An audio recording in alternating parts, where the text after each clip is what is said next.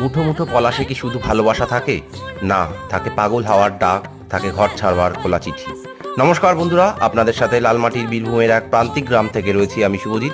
বসন্ত পলাশের রঙে প্রেমে পড়েনি এরকম মানুষ খুঁজে পাওয়া দুষ্কর। আজকে তাই আপনাদের সামনে আনলাম রাঙা পলাশে রাঙিয়ে দেওয়া লাভপুর লঘাটা অঞ্চলের আদিবাসী অধ্যুষিত শান্ত শীতল গ্রামের এই স্নিগ্ধ রাস্তাটি। প্রিয়জনকে নিয়ে এই রাস্তায় হাঁটলে আপনি হারিয়ে যেতে বাধ্য।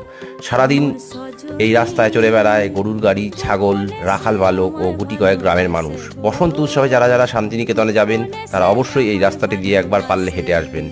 শান্তিনিকেতনের থেকে এর দূরত্ব মাত্র 30 কিলোমিটার। ধন্যবাদ।